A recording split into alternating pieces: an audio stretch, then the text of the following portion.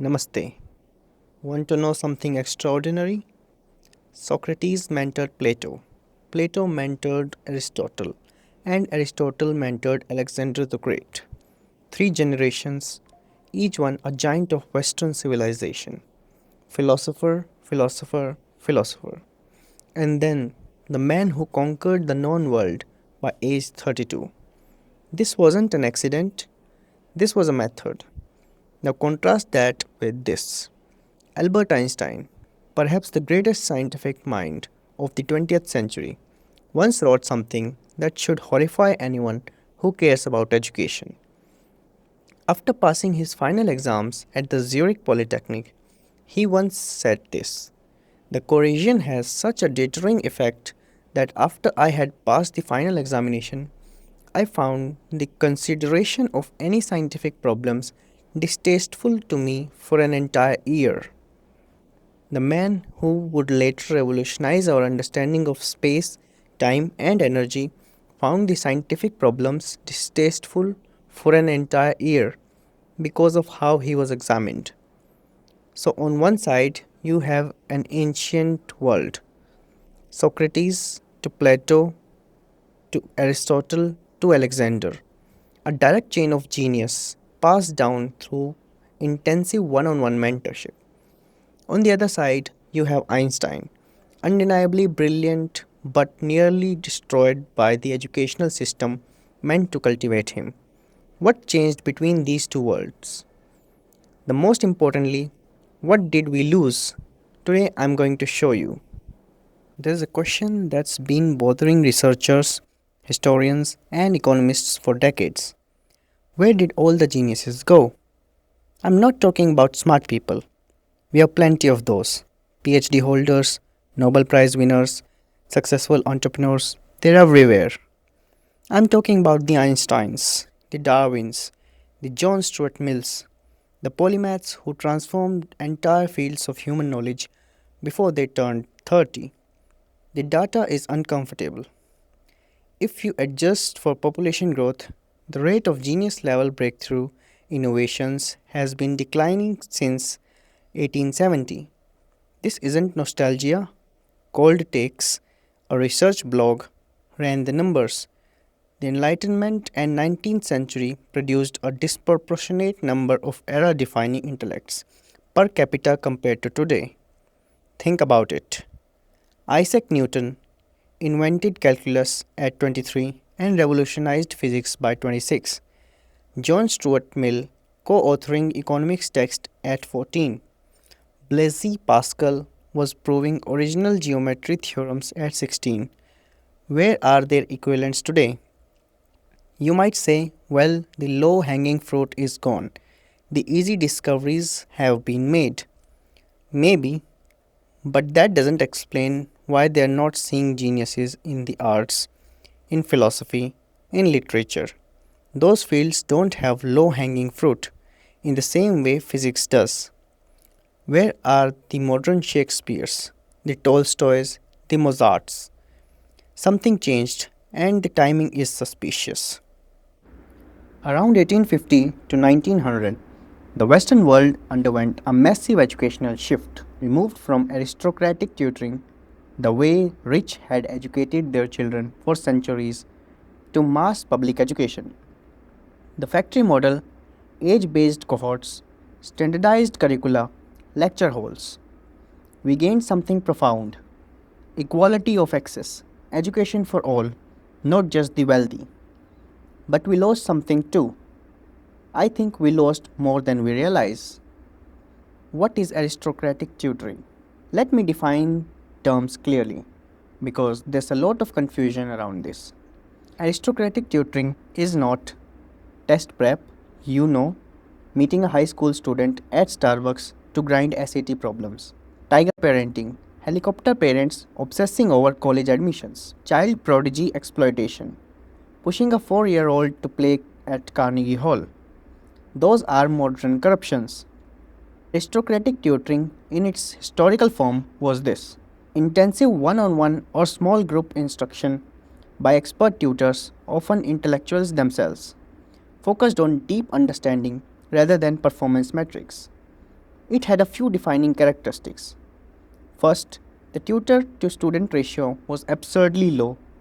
One tutor for 1 to 3 children, not 30, not even 10, 1 to 3.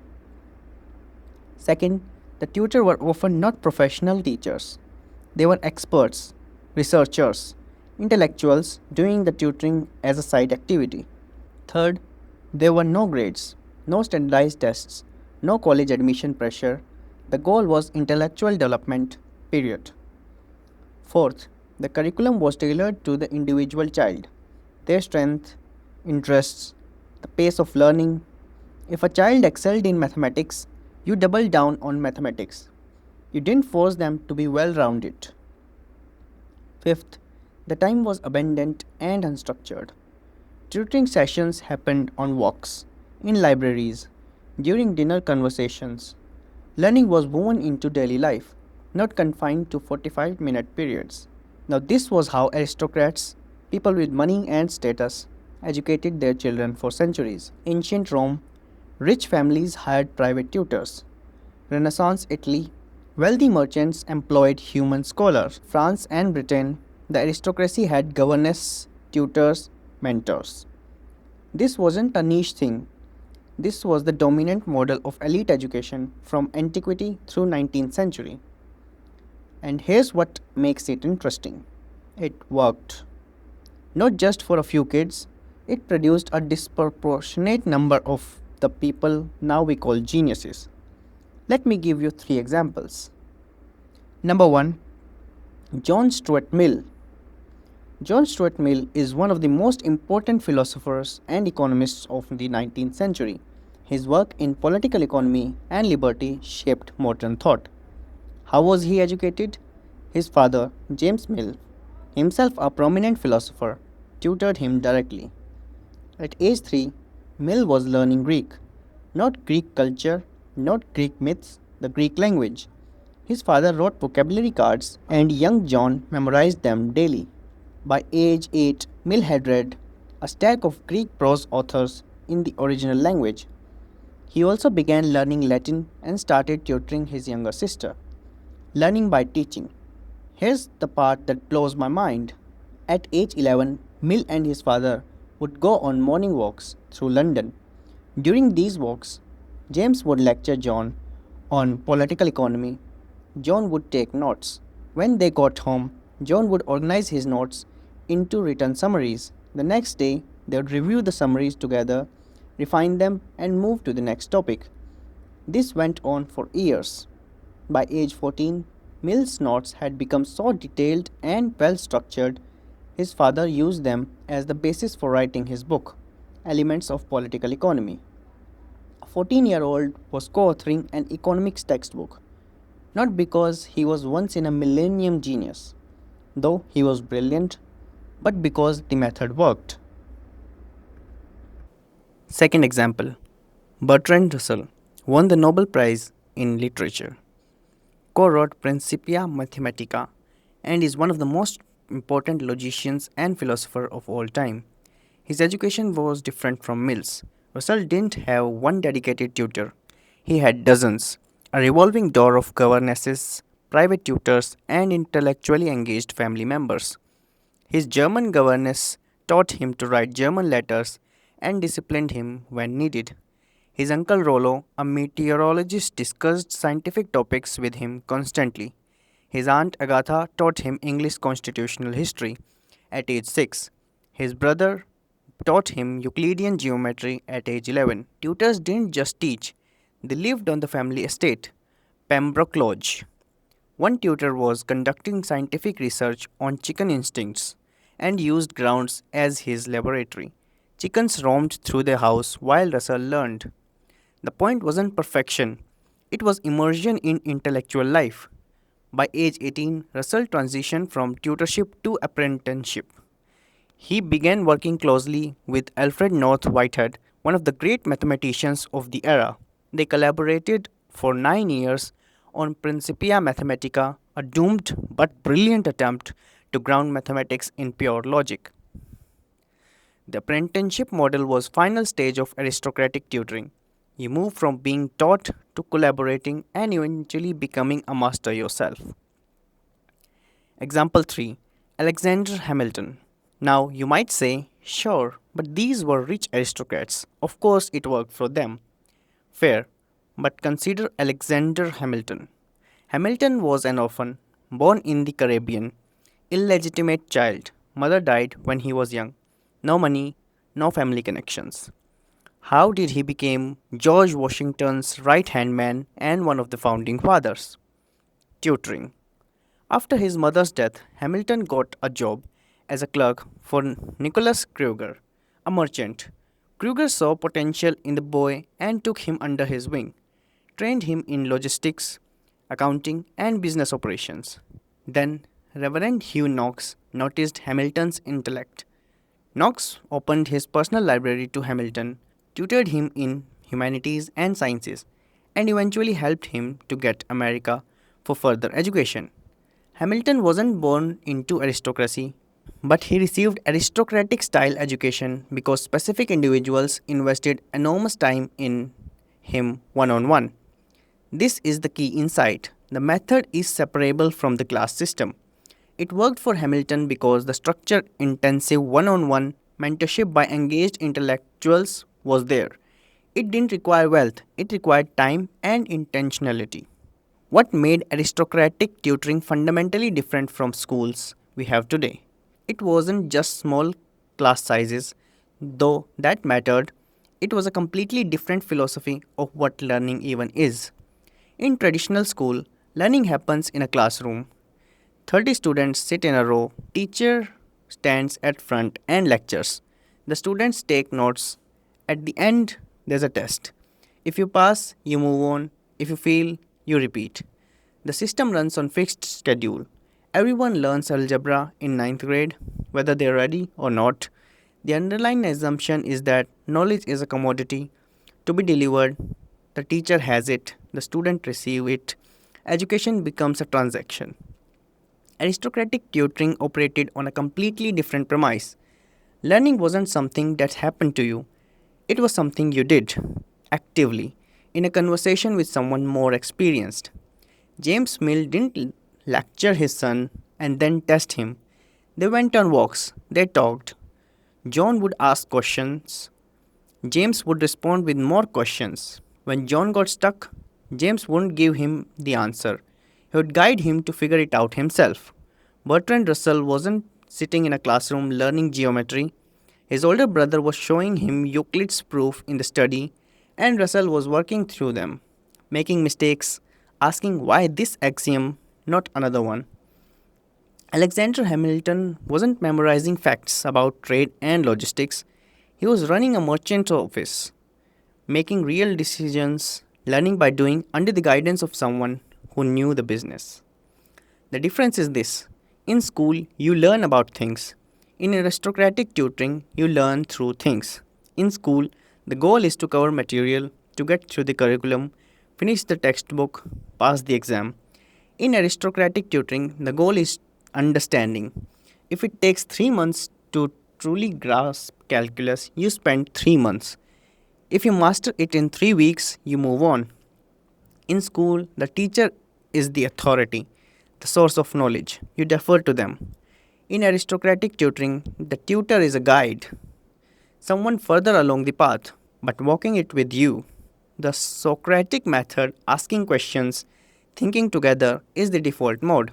Richard Feynman, Nobel Prize winning physicist, understood this deeply. He wrote, "The best teaching can be done only when there is a direct individual relationship between a student and a good teacher. A situation in which the student discusses the idea, thinks about the things, and talks about the things.